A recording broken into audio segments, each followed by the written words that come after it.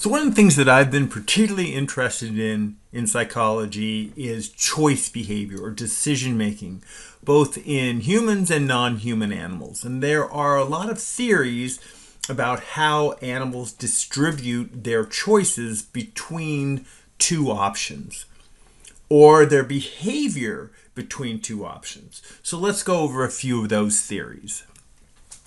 The first one is called the matching law. And here's the idea. Suppose you had a bird and you had two key lights. This is sort of like an operant chamber with two key lights, a blue one and a red one. And they are on schedules of reinforcement. And let's put them both on the same schedule, VI 120. This simply means that on average, 120 seconds have to pass before the animal can press the key to get food. So a couple minutes. Now, what does the animal do? Does the animal just sit here and peck one? Does it make a choice and stick with that one? Or does it distribute pecking between the two?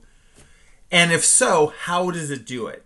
What we find is if we put an animal in this situation and has a lot of experience with these two stimuli, then it will peck a little bit here and it'll turn around and it'll go over and peck this one, and it will, the pecking behavior, the behavior will come very close to matching the rate of reinforcement offered by the two options.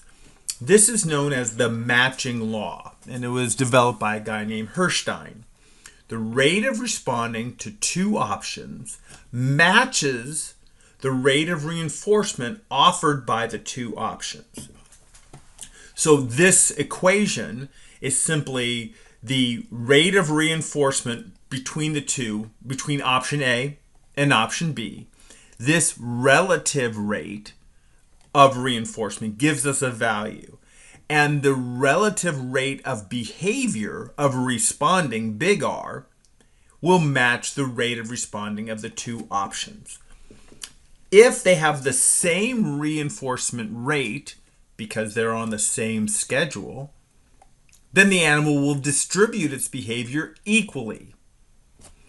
But we can change them so that they're different, and we can look to see how the animal responds or shows a ratio of responding depending on how much food is provided by the two options. So let's take an example. So in this case, we have a VI 120 and a VI 120, variable interval of 2 minutes for option A and option B. The rate of reinforcement for each of those averages to about 30 reinforcements, 30 niblets of food per hour. How did we get that number? Well, if on average the animal has to wait 120 seconds before its behavior is reinforced, 120 seconds is 2 minutes. How many times does that go into an hour? There are 30 2-minute sessions in an hour. So if it pecked this one all the time, it would get a total of 30 niblets of food, 30 reinforcements per hour, because it takes 2 minutes before it can get another reinforcement. If they're the same, then the proportion of responses, sometimes it's written like this, proportion of responding to A is the ratio of reinforcement of A divided by A plus B. So 30 divided by 30 plus 30, 30 divided by 60 is 50%, and the matching law would say that they are going to be responding to A 50% of the time and responding to B 50% of the time. Let's change it. Let's go up here and change the value that is associated with these two options. Come back, and let's say A is on a VI 90. That means 90 seconds. A minute and a half must pass, on average, it's variable, for the animal to get a reward for pecking that key. How many, on average, niblets of food, reinforcement, will it get per hour? 40, right? 60 total minutes divided by a minute and a half is 40. Option A provides them 40 reinforcements per hour. What if VI, the B one, the other option, the other key light, the VI is 180. Now, on average, 3 minutes must pass before the animal can get reinforcement. So, in an hour, if 3 minutes must pass before the animal gets reinforced, how many times can it get reinforced in an hour? How many times does 3 minutes go into 60 minutes? 60 minutes is an hour. 20. And now they have different amounts of food offered by each option. In this one, A gives them 40 niblets of food on average per hour, and B gives them only 20 niblets of food or reinforcements per hour. Well, A is a lot better than B. So the question is, does the animal just sit here and respond to A? A is better. Get more food with A. I'm just going to hang out with A. I'm not going to go and peck the other key light B. I'm not going to do that. I'm just going to respond. No, they don't do that. They peck this one a lot, and they peck this one a little. But the relative reinforcement is going to tell us a lot about the relative behavior, the relative amount of time they spend pecking each of the keys. And it's just a ratio calculation. What is the ratio of responding, or on any given moment, the probability of responding to A? It's 40 divided by 40 plus 20.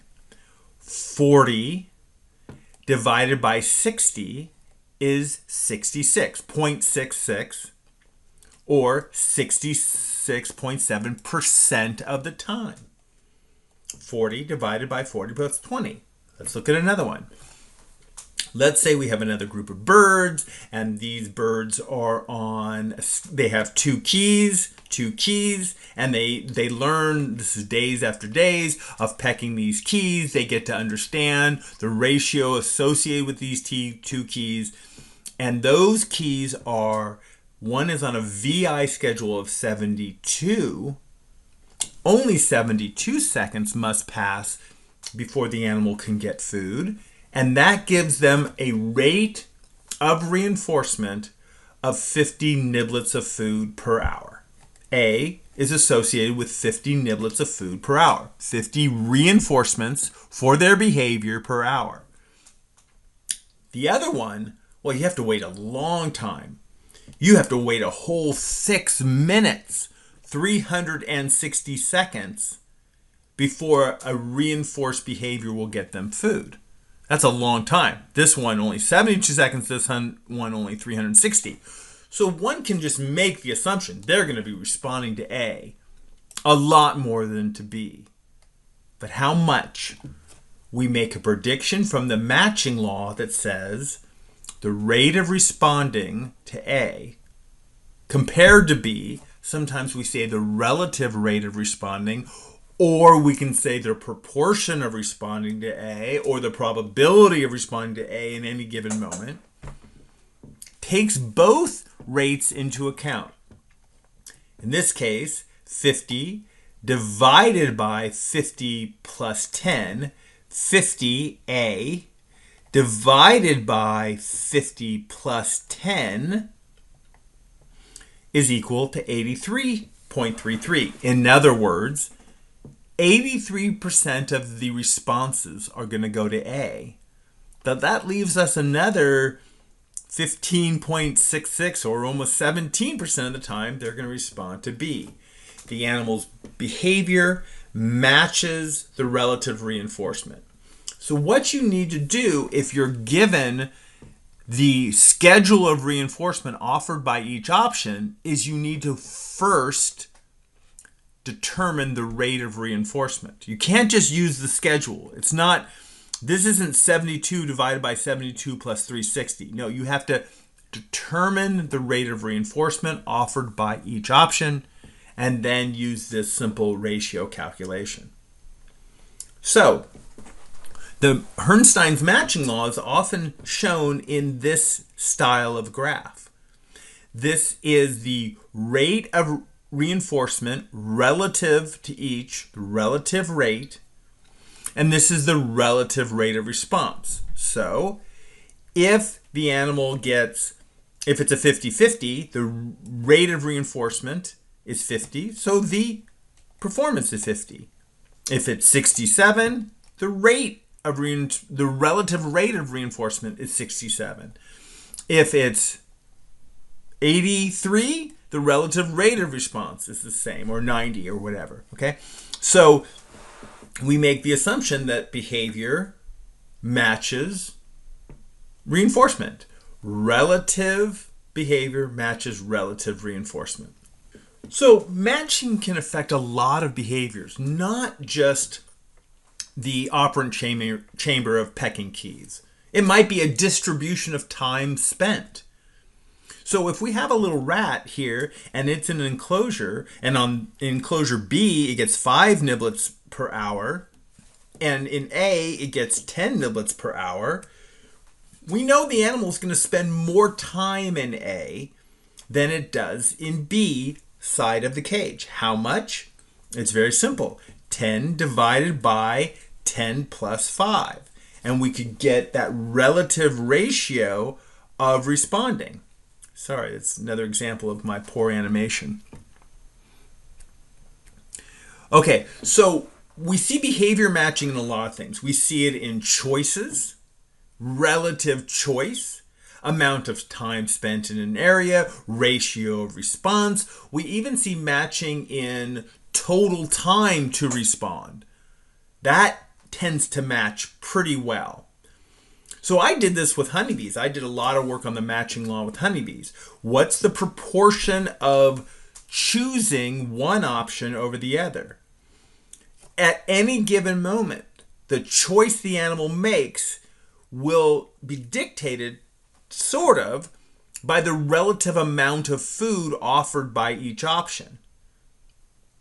So if option A here provides 5 microliters of sugar water and option B provides 10 microliters, 5 divided by 5 plus 10, we would say that this is lower, this is better, and they're going to choose this one 66% of the time. Even though this one is poor, they're still going to choose it occasionally. There's a lot of theories of why they do that. So matching reward parameters, ratio, we talked about that. Reward schedules, matching amount. That's what I just talked about with the honeybees, different microliters of sugar water. Delay, animals don't like delay, and you can add delay as a parameter, animal having to wait for food. If the animal has to wait 5 seconds to get food from one option and 10 seconds to get food from the other option, it's going to choose the one with only 5 seconds more than the one with 10, but it's still going to choose the one with 10, even though they have to wait longer, but they're going to probably want that one about 30% of the time. And of course, the probability of getting rewarded on any given trial. Now, the choice functions can be modeled using the ideas of Roscola and Wagner and using the ideas of associative strength. And one could say that choice matches the relative associative strength of each option. V, remember V from that?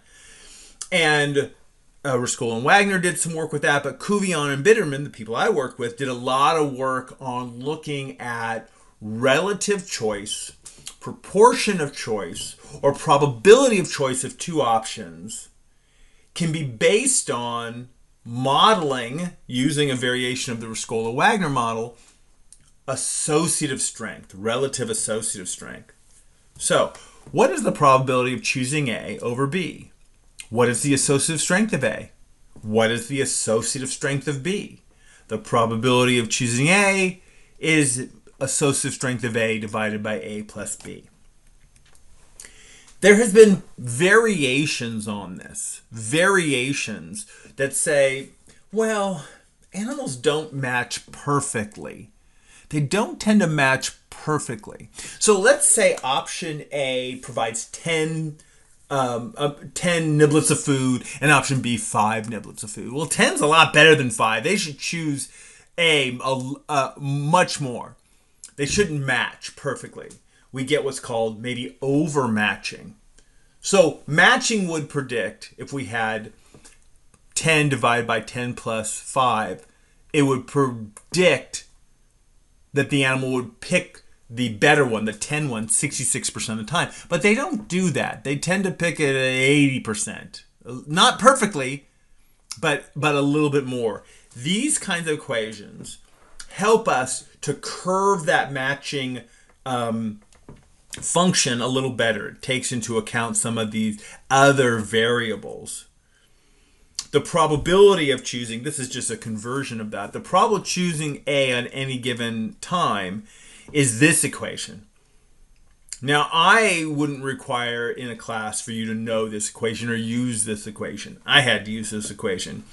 But we can start adding and modeling in computers these different variables to get our curve. This is the kind of curve that Cuvion and Bitterman use and I use with honeybees. It takes into account some of these, sometimes are called free parameters. So this is what these matching are going to look like. So this is the relative associative strength or the relative value of A and B or the rate of reinforcement, whatever. Let's say the associative strength of option A is 0.2. It's learned a little bit. And the associative strength, because of connections and because of experience with reinforcement, the other one is 0.1. Option A is 0.2. Option B is 0.1. So one might predict in choice models what's called maximizing. And it simply says, if one option is better than the other, if one option has more associative strength, or if one offers more food, or less delay, or greater probability, a smart animal would just choose it every time. Let me give you an example. You've learned that if you push button A, you get $20. If you push button B, you get $5. And it doesn't take you long to learn that. And then you go, okay, make choices. You'd go, yeah, I'm going to choose A. I'm going to take the $20. You mean you're never going to try out B and take that $5? No, I'm just going to take the 20 every single time.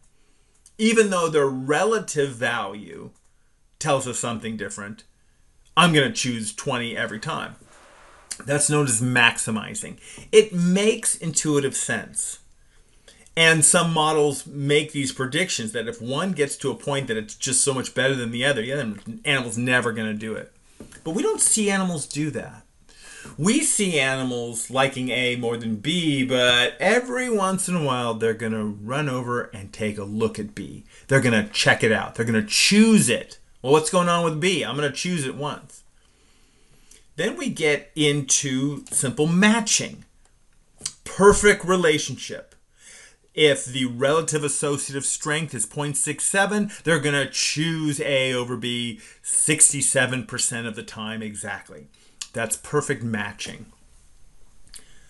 And we don't see that very often. We see it kind of close with relative schedules, but when it talks about amount of food, probability of food, delay of food, and even the modeling of associative strength, we don't tend to get matching. We tend to get somewhere in between. We call these generalized matching models. These are generalized matching models. These are curves that don't create perfect matching. They create generalized, something in between, right? In this case, we call this overmatching. If A is better than B, If A has greater associative strength than B, maybe twice the associative strength in this case, we don't get probability of 0.67. We don't get perfect maximizing either. We say, oh, the animal chooses A over B 80%, 90% of the time. And we can model these using those equations I just showed. Now, I've done a lot of work on this. For example, when I was at Oxford, I did some work looking at choice behavior in starlings with amount of food and delay of food, magnitude and delay. And this was a really, there's a picture of me and there's a picture of my professor. And there's a kind of a drawing I did of what the bird does. It's pecking these different keys, and here's the hopper. And I did a bunch of experiments where I used either 1, 2, or 4 niblets of food as a reward, or 5, 10, or 20 seconds delay. Animals like to get more food, but they don't like to get wait. And then I just recorded a lot of behavior. It took a long time. And then I get actual results. What do they prefer? Which one do they prefer, and how often? So in these cases here, they were about 50-50. In these cases where I had, for example, 2 niblets of food after 5 seconds versus 1 niblet of food after 5 seconds, this was their choice, right? It got up to about 90%.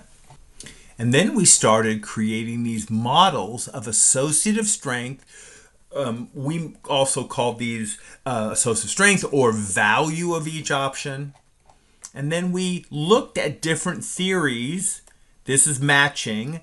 Different theories of the value of those rewards and how well it related to matching. You can see here, animals tended to overmatch. Matching would have been perfect if we make these assumptions. So I took these ideas of matching, the ideas of Rescola-Wagner, the ideas of value, and I created these mathematical models to see which one of them predicted behavior the best. It's kind of an interesting study, and it took a long time.